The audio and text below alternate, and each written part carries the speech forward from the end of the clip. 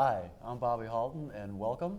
Today we are going to be visiting for about a half hour with the 9th General President of the IAFF, the Harold Schaitberger. And Harold, before I let him talk, which is rare, I'm going to tell you a little bit about him and tell him how grateful I am for some of the things that he has done for me specifically, my family, and for all the IAF members.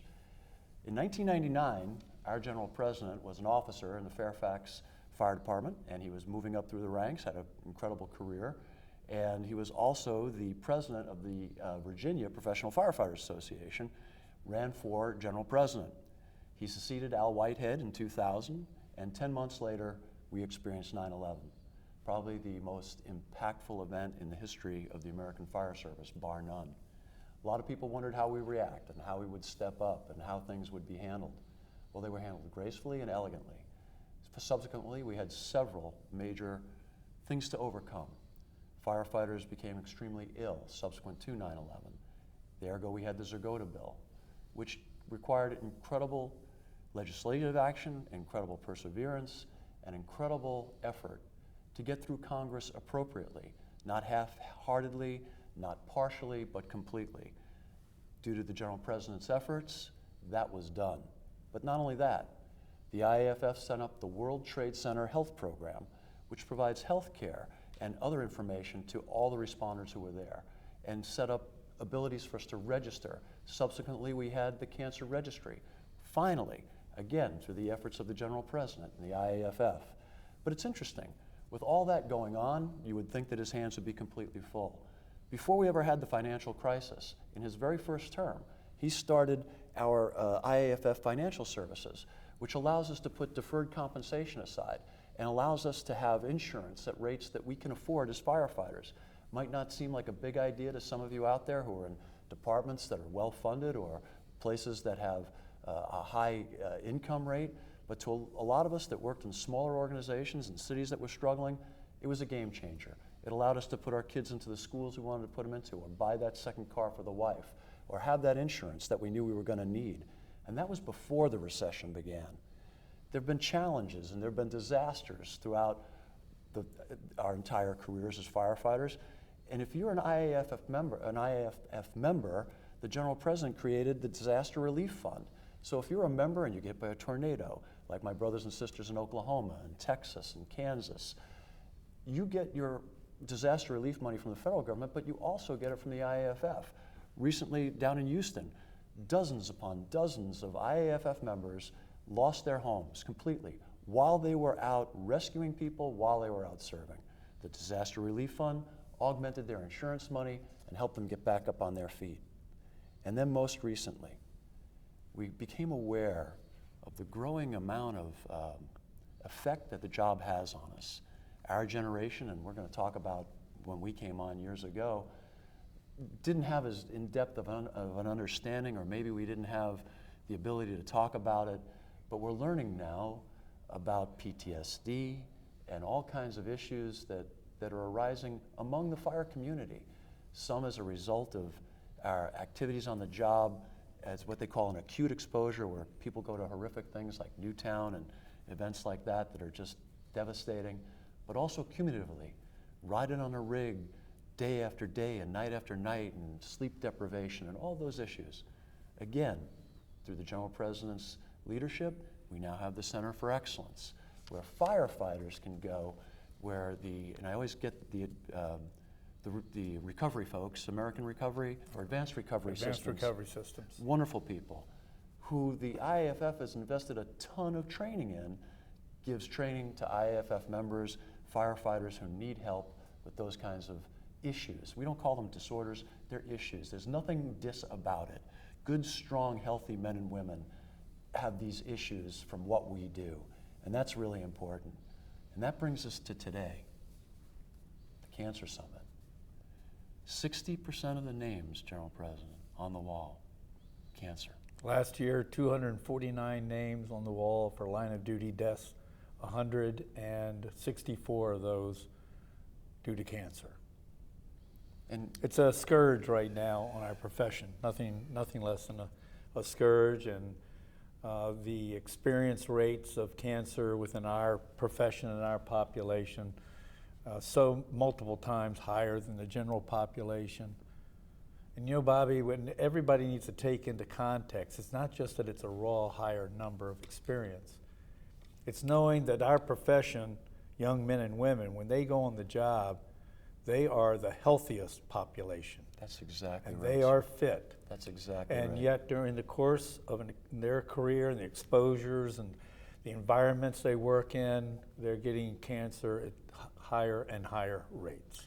And I think that there's two issues I'd like to address with you on that particular point, but that's a wonderful point, because when they talk to us about compared to the general population, if you look around the fire stations, the firehouses, the men and women in there are not representative of the general population.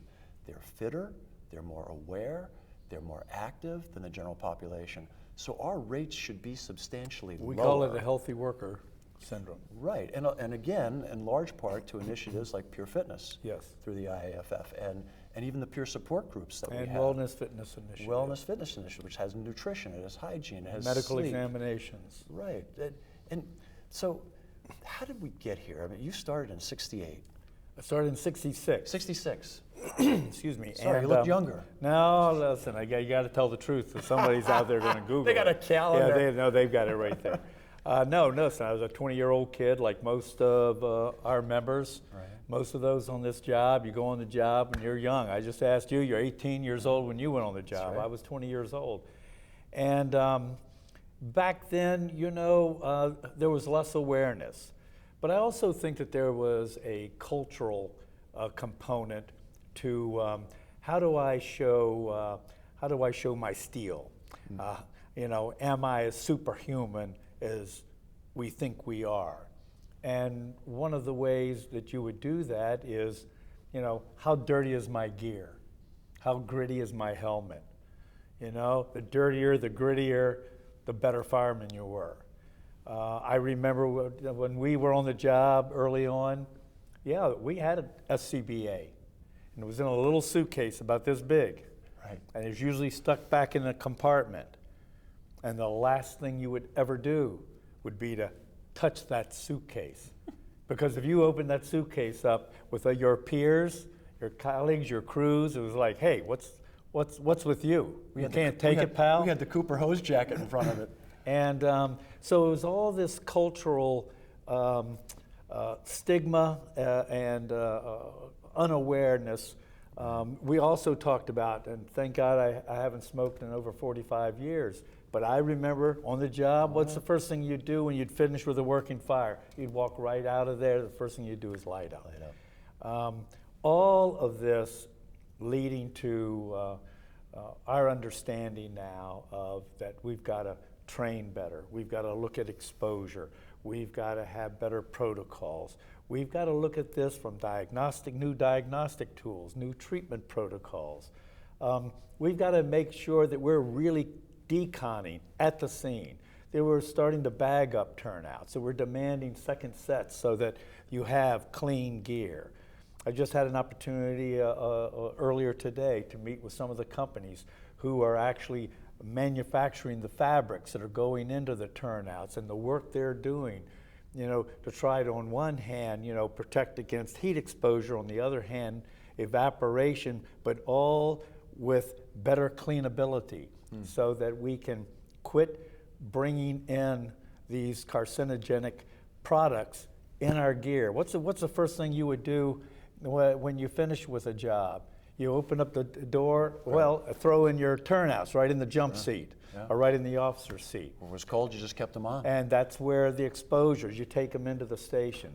So yeah, there's so much that we have learned just in trying to change the culture, number one, and then trying to change the protocols and the training, and then the science and the research that you mentioned, and the dust studies to really find out why our healthy, young, vibrant men and women having cancer occur and killing them at more and more numbers, but at younger and younger ages.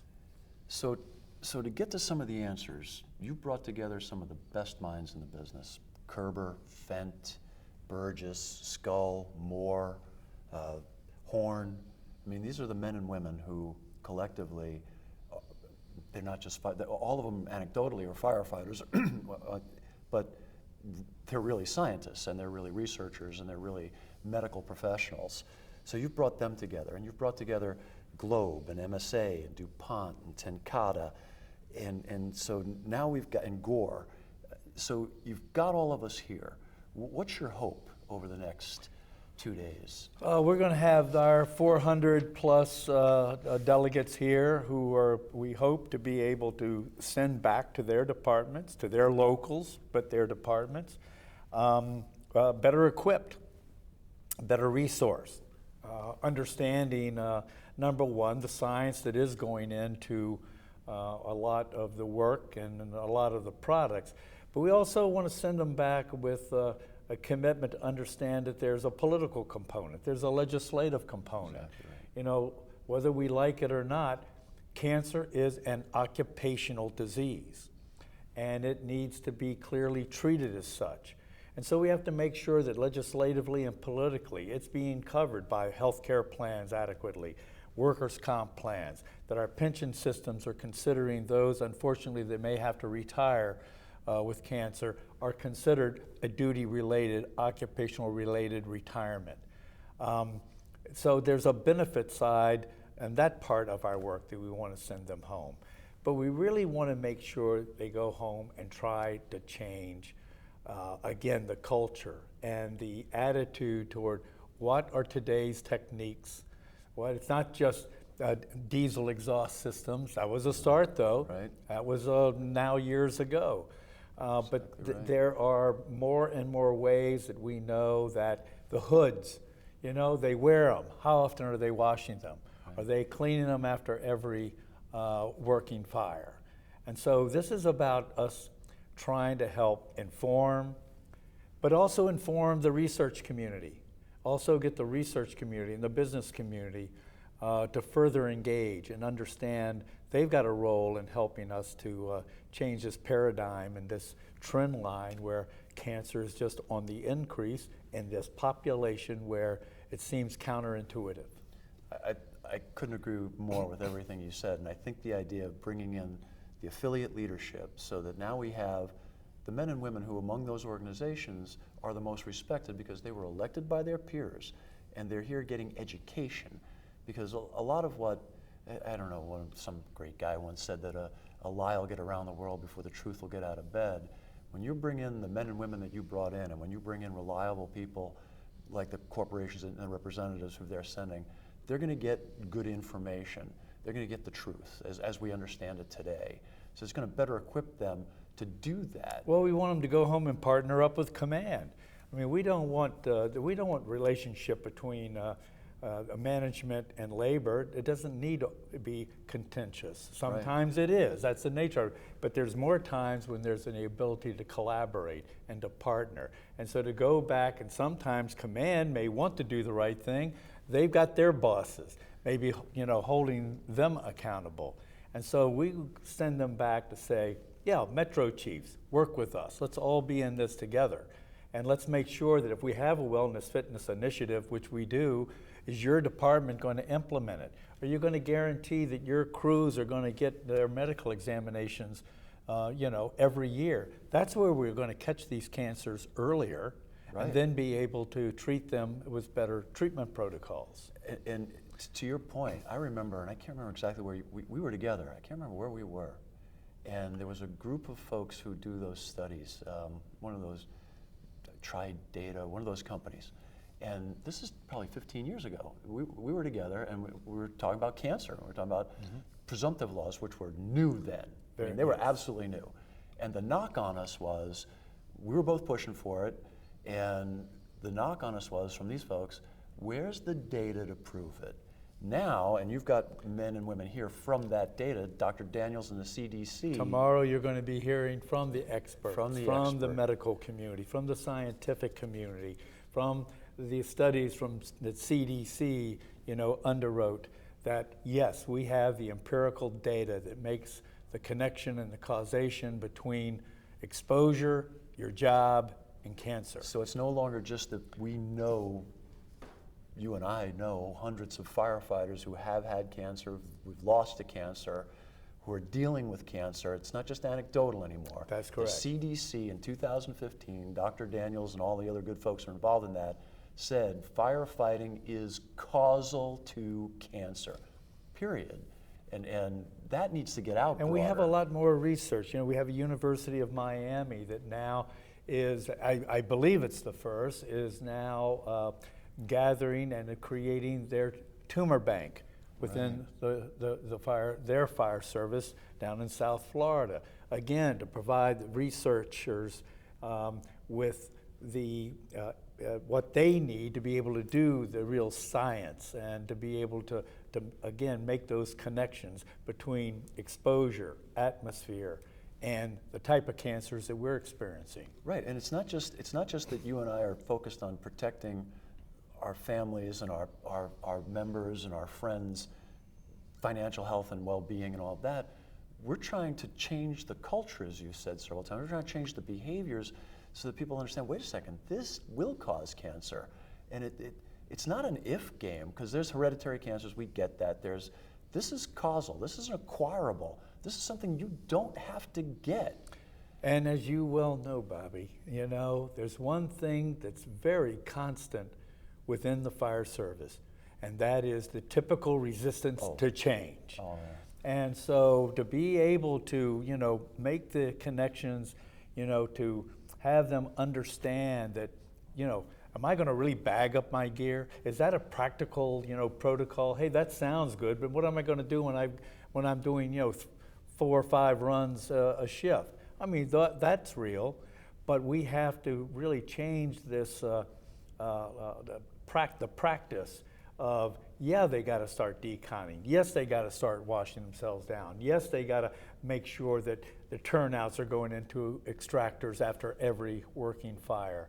And we as a union have to continue our work to push on the departments that one set of turnouts isn't acceptable, you know, and we've got to get away from our dust studies. And let me just say this. Yeah. We've been doing our dust studies, and we know that this is really being carried in through our rigs and being carried right into our bunk rooms and right into our kitchens. Right. Much less carrying it home. And they did it with that, what do you call it, that powder that Yes. they could scan and you could see it. If you go to the IAFF website, Yes. you can go and you can actually see, and it tracks the firefighter as they went through the whole building and everything they touched in their car. And then they're able to measure it, and you can see where it's coming in between the hood and the necks, and it's coming through the wrist, and it's coming up sometimes up the pant leg. I mean, we're really doing a lot of work to try to, you know, cut down on exposures, work on prevention. And by the way, listen, we're also taking on, this is not popular in some circles, but we're taking on the chemical industry because they are putting more and more unnecessary levels of flame retardant into everything, every fabric, every carpet, all the wall coverings. The furniture issue. And the carcinogenic products that come off of that are just horrendous. Right. And the real difference in the burn rate is very minimal. So we're taking on an entire industry. Right, just retarding something isn't helping us. You know, Well, and the especially just adding retarding is so chemicals. minimal in our view between the different type of flame tests and smoldering tests, which is, this is where I'm very, the partisan is not the word I want, but I just believe that they are trying to make an argument when the practical result is so minimal in the real context of what happens when this room starts to go up. Well, and I think you said it better than I ever could, but we always laugh about the fact that there's 2 things every firefighter hates: the way things are and change. But so it's tough, but you said, and I remember when I was a executive board member in Albuquerque, and we'd have our goes back and forth, and eventually it get to the point where you had to come in and it was like, this is the way it's going to be. That's what officers have to do. That's what chiefs have to do. At some point, this is how we're going to do it. We're not going to talk about it anymore. This is what we know. this is adult behavior, and this is what we're going to do. And you taught a lot of us that as we were executive board members, and our officers got it, and now we're telling our affiliates, there's just some stuff we have to start to do. Like after a fire, wash, shower, get clean. Get into a clean set of gear. Take your gear off maybe before you get back in the rig, and we'll figure it out. Yeah, is it going to be different in different places? Yeah, but we're going to figure it out. It's a puzzle, but we're supposed to be the people who are the most creative, innovative, imaginative people on the face of the planet. And I think we are. Let's prove it. Let's prove it for ourselves for a change. And let's we put really ourselves look front and forward to center. the partnerships out there. As I said, there's a role where union, labor, and management command are going to have its natural conflicts. Absolutely. But there's, we really can do this much better together. Now, sometimes, as you said, we got to go back and try to help explain it. Then sometimes we have to go back and we have to splain it. Yeah, explain it. And it's like, we prefer Yes, the sir. former approach. But now this is really a serious epidemic. I don't know how else to describe it. That's occurring in our ranks. And this IAFF is all in on trying to do everything we can through our 3,300 locals, 310,000 of the very best out there. Absolutely. And we are committed to change that trend line that clearly has just been going up as far as cancer experience in our ranks. And even just the tracking, as we talk about, what they're doing in Florida, and I think many of the things they're doing, which are a joint labor management initiative, are off the charts. Because our retirees, and we lose those guys, we don't lose them in terms of, we lose the tracking of them, if you will, right? Because they move out of town, or if you're in New York, they move to Florida. I don't know, where do the Florida guys go where they retire? I guess they just got to stay there. But, so we lose that connection. So when they pass from a cancer, we don't know about that, or you know what I mean? They're out of touch, or the family doesn't think to let us know that, hey, dad passed or mom passed. Well, there's so many angles to this, Bobby, and I'm not a data. I embrace data, and we have tremendous staff and expertise in using data. But for example, we have helped to establish Enforce, which is a whole new data system. Well, how does that affect cancer and cancer experience? Well, I'll tell you how. Because it simplifies and provides the opportunity for exposure reporting that we need to get our members, firefighters, that after every call, to do it simplified enough that they can do the reports that can be put into the database that once again can start making the causation and the connections between what kind of a incident have they been on, what followed them over the course of time, what's the occurrence rate. So I want to get to presumptive real quick, because we had the affiliates here, and I want their members to know, you gave them some good direction. What are some of the things that they can be looking at right now to help push the places that don't have presumptive, and there are many, towards good presumptive legislation? Well, I'm not sure about on your show that you would want me to go where I normally would go. But here's where I go. Yeah, no, go. I tell our leadership and our members my entire union career. Everything ultimately is driven by someone elected to office at some level of government, or someone appointed by someone elected to office. All the power, all the authority is in that political arena. Right. And we've chosen a long time ago that even though we have a very politically diverse, as you well know, membership, we have conservative, progressive, Republican, Democrat, we got a slice in the middle that thinks it's all a bunch of hooey. But the fact of the matter is, that's the arena you've got to operate in, because that's where the change is made. Right. Those are where the bills can be pursued. And that's how we brought presumption over the years, starting years ago with heart, and then lung, and then cancer, and now post-traumatic stress. This is all being our members understand, whether they like it or not, quite frankly, You either get engaged and help to elect those that are going to make the decisions and hopefully in line with your views and your agenda, or stand on the sidelines, let somebody else do it, and you're left with the results. Right, and don't complain. And don't complain. Don't complain. I agree. No, I agree completely. Especially on major issues like this, we can bicker back and forth about local and national and all that good stuff, but on issues like this, we've got to get to the elected officials to really make a difference if we're going to move. And that's why we pursue our political operation, and I know you know it well. Oh, no, very well. And that is, we only focus on the issues that directly affect our members' lives, livelihoods, and their careers. We leave all the rest of the issues of society and social interest and justice. That's not our wheelhouse. No, I agree. So I want to recap real quick, just so we can cover a couple of things with our members. Presumptive is important. Get engaged, get with your local, find out who's supporting those maneuvers, and then support them. Because cancer is a reality. It's a deadly reality. It's just as deadly as any fire you've ever gone into. Some common sense things that the General President and I want to get across to you.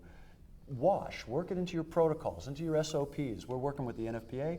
The President is on the board of directors of the NFPA, and I know we're working on standards right now that are going to build in rehab and decon, serious decon. And not just gross decon at hazmat scenes, our equipment, our tools, our rigs, our stations, station design, all of it, checkups. On the IAFF website, go to the website, the medical protocols are there, download them. If you don't know, talk to your president, talk to your local, get the information in the hands of your doctor. Not every doctor understands, right? Push to initiate and put into effect your wellness fitness program. 1996 we began to develop that program. We're now in the 5th edition. It has changed for the departments that embrace it. Like you said, from nutrition, from medical examinations, from fitness. I mean, it can really keep our people well, keep them healthy, let them lead nice, long lives. Enjoy your retirement after your service to your community. This is all part of what we have been developing, pushing, implementing over the last many years. Well, personally, on behalf of my family and all my family that have served in the fire service and have benefited from your work over the last 18 years, I wanted to say thank you publicly and get that out, because we've always been friends. We've argued fiercely, we've loved fiercely, we've prayed together, we've eaten together, we'll always be brothers. And I've admired your career, I've admired you, and I can't tell you how much I appreciate what you're doing here at this summit. I hope it's just the first, and I hope that what comes out of this is shared by everyone as broadly and as deeply as we possibly can. Well, you've been a leader in this profession of ours. You've done such incredible work. Certainly, Indianapolis, every single year, unbelievable work. But I think for you, your success, well-known worldwide, both of us, though, a couple of kids, like everybody else, that just wanted to ride a rig. And sometimes you get lucky. And I've just been blessed with this unbelievable lucky journey. And if we could be honest, we want both our urns on the tailboard. On the tailboard. Yes. Well, thank you so much for joining with us. It's been an absolute pleasure. Ladies and gentlemen, the General President of the IAFF for the last 18 years, our 9th General President. Harold, thank you so much. Bobby, and God thank bless. you so much. Thank you so much for having me. Oh, no, my pleasure. Thank you, sir.